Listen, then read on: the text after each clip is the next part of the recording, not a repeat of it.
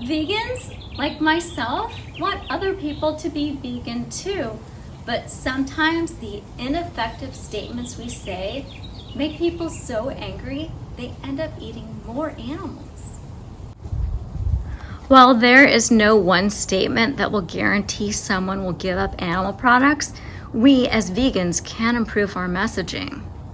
Don't say our long intestines and low acidic stomachs are not meant to process meat. Since people have been eating meat and digesting meat their whole lives, they won't believe this. Don't say vegans are thin or a vegan diet is best for weight loss. Stating a vegan diet will result in weight loss is not very compelling because there are fat vegans and every person who is overweight has tried other diets and lost weight in the past. A low-fat plant-based diet is exceptional for weight loss and improved health and is easier to stick to than low-carb diets because we eat lots of carbs like bread, rice, pasta, bean burritos, potatoes, fruit smoothies, and baked fries, and those fill us up. I don't know any high-protein dieters who don't miss eating carbs or have acceptable cholesterol levels. Don't proclaim that vegans are healthier. That's another vague statement. Healthier than who? Add details. Vegans are healthier than meat eaters because vegans have lower cholesterol levels. Only animal products contain cholesterol. Plant foods don't contain any cholesterol. When a person eats foods that contain cholesterol, their cholesterol levels rise. Don't speak in absolutes. Don't say to somebody, you will get better. You will not get cancer. You will get off your medication, or you will lose weight, because you don't know if they will get better. You may not know that they live next to a busy highway, have power lines near their home, that there's asbestos in their workplace or toxic mold in their home. Maybe they have a family member that smokes cigarettes, or they live in constant fear with stress hormones adding inflammation to their bodies. A low-fat, whole-food vegan diet has reversed and can prevent diseases, but instead of using the word will, say the word may or most likely, which is more believable and truthful. Dr. Brooke Goldner admits that her raw vegan green smoothie protocol isn't effective at reversing lupus if the person isn't sleeping enough, reducing stress, exercising, and taking time out for themselves. While people can see amazing benefits from a plant-based vegan diet, health is complex and multifaceted. Don't tell somebody that a vegan diet is inexpensive, because a lot of people have looked at the prices of vegan mock meats and fake cheeses, which are more expensive than animal meat and dairy cheese. The meat industry and the dairy industry are getting handouts in the form of subsidies from the US government, which is why they cost less. If people make their own mock meats and plant-based cheeses, those are affordable and healthier. Make sure to add details to your statements. Otherwise, people can find fault in what you are saying and disbelieve everything you say here on out. Don't say that a vegan diet is easy, even though it may have been easy for you to transition to a vegan diet. Admit that making changes is challenging at first, but once people get the hang of it, it's not so hard and they are happy they made the change. Let them know that you will be happy to help them and share any resources when they are ready. Don't say this plant is X% protein. While spinach is 30% protein, a cup of spinach contains less than 1 gram of protein. Most people are not concerned, myself included, with the percentage of protein in plant foods. People are looking to get the maximum grams of protein because they are unaware that high protein diets are harmful to health, and animal protein increases disease risk and mortality. When someone states that they cannot get enough protein on a vegan diet, don't say, "You don't need that much protein." That statement is vague and doesn't explain that the maximum protein intake should be 10% of our total ideal calorie intake, and that we may only need 5% of our calories from protein. Studies show that when intake of animal proteins over 10% of total calories increases disease risk. The more animal proteins one eats, the more the disease risk increases. In an article published in 2020 from NIH called Components of Human Breast Milk, states that human breast milk is 88% water, 7% carbs, 4% fat, and 1% protein. If human breast milk is an indication of an ideal formulation, then the majority of calories should come from carbs and the least amount from protein. The RDA's protein guidelines for adults is 0.8 grams of protein per kilogram of body weight. That means a 150-pound human needs no more than 68 grams of protein per day. If the person is a bodybuilder and wants to consume extra protein, he can choose higher protein foods like tofu and legumes, or supplement with vegan protein powder. Another mistake is laughing while giving a statistic. A good example of this is Brian Clement, co-director of the Hippocrates Health Institute, who laughs when he explains why animal products are harmful to health and why plants are superior. Mocking someone for not knowing what you know implies that they are ignorant and you are superior, which will make them hate you. It's better to acknowledge that most people don't know this information, because that's a fact. If you want to have someone listen to a lecture, direct them to non-confrontational speakers who base their speeches on reliable studies, not funded by industry, such as Dr. Neil Barnard, a researcher, and Dr. Michael Greger. Resist saying that you find meat and dairy disgusting. Omnivores will be offended by that comment because they enjoy eating ribs, steak, fried chicken, and drinking milkshakes.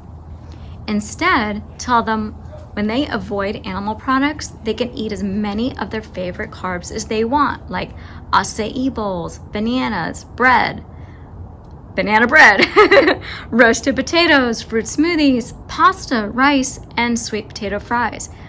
This is more effective because many people on high animal diets eat fewer carbs and miss eating carbs. Unless you are speaking to a nurse, a doctor, or someone interested in complicated technical information, avoid talking about TMAO, explaining that the Cleveland Clinic cell biologist researchers discovered that dairy and animal foods injure arteries by intestinal bacteria converting those foods into TMAO, which is a molecule that damages the vasculature, is a lot to recall and hard to say, and is too much information to process. Also, many people don't believe in science because so many studies have been manipulated to come up with conclusions they desire. Talk about what people already know. High cholesterol is bad, saturated fats should be minimized, and trans fats should be avoided. Most people don't understand the connection that animals contain cholesterol, trans fat, and saturated fat, and eating animals increases our cholesterol levels. Doctors prescribe medications for hyperlipidemia. Hyperlipidemia means high cholesterol. Hyper means high, lipids are fats. Emia stands for blood. High cholesterol. Hyperlipidemia means there's excess fat in the blood. Too much fat in the blood, organs, cells, and tissues are dangerous and cause heart disease. Fat levels get elevated from oils, dairy, and eating any animal flesh, even fish and eggs, because those foods are high in fat. Remind people that we should be consuming zero trans fat. All animal products contain trans fats, which is why people should not just limit, but avoid the consumption of all animal products. Do tell people that Dr. McDougall, Dr. Esselstyn, and Dr. Neil Barnard have reversed patients with type 2 diabetes, heart disease, MS, RA, and other chronic conditions with their plant-based protocols. Do tell others how dietary changes have improved your health and other people you know. Do tell others that animal products can trigger a delayed immune response, where the body attacks its own tissues, organs, and joints. once the animal products are removed, people get better. Dr. Brooke Goldner reversed lupus and has helped thousands of clients reverse autoimmune conditions by removing dairy and animals from the diet and increasing vegetables. If a person is worried about cancer or wants to lose weight, do tell them that animal products increase IGF-1, a growth hormone that grows fat cells and cancer cells. Everyone has IGF-1, which allows cells to grow. If we don't have enough of it, we may be short and have medical problems. If we have too much of it, we may be tall, overweight, and have medical problems. A condition called Laron syndrome is when people have an IGF-1 deficiency. They are very short, they have no breast cancer, and significantly reduced risk of all cancers and type 2 diabetes. This suggests that elevated levels of IGF-1 increases cancer and type 2 diabetes risk. So it makes sense that the more animal foods like meat, chicken, eggs, fish, and dairy are eaten, the more likely the person is to get cancer and type 2 diabetes, because animals have IGF-1, and when we eat animals, our IGF-1 levels increase over and above normal levels.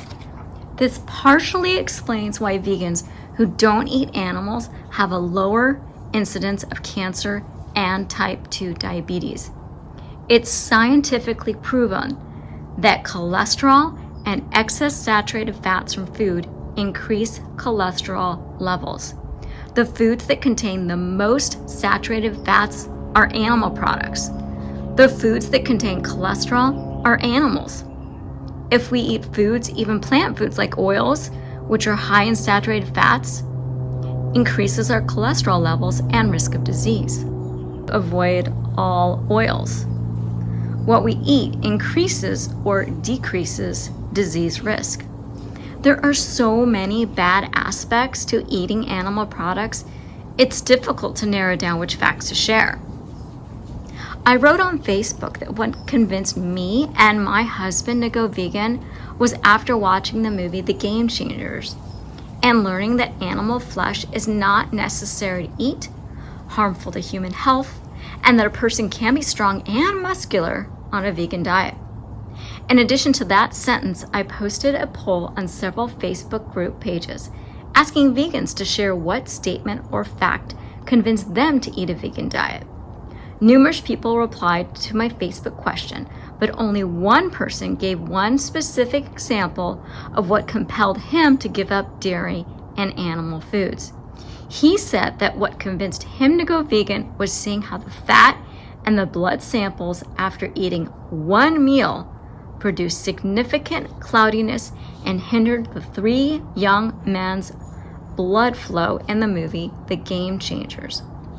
One woman responded on Facebook, said it was a nurse while following the vegan diet at True North and seeing the improvements firsthand that changed her mind to follow a vegan diet.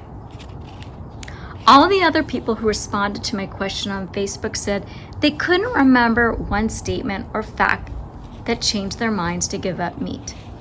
The majority said it was a movie they watched and or their failing health that convinced them that consuming animal products is not a good idea and gave up eating and drinking them. The movies that changed people's minds to go vegan on the Facebook poll I took include Diet for New America, The Game Changers, Earthlings, Forks Over Knives, A Peaceful Kingdom, and Plant Pure Nation. What I found compelling was a 1951 study by Strom and Jansen titled Mortality from Circulatory Diseases in Norway, 1940 to 1945, in The Lancet 1951, pages 126 to 129, which revealed a decrease in deaths from heart attacks and strokes in Norway during World War II, when the Germans confiscated Norwegian livestock. Unfortunately, one statement, fact, or conversation is unlikely to change someone's mind to revamp their current eating habits. So don't give up hope. Suggest non-vegans watch the movie Forks Over Knives. Encourage bodybuilders to watch the movie The Game Changers. Suggest those interested in medicine and science to read the book The China Study.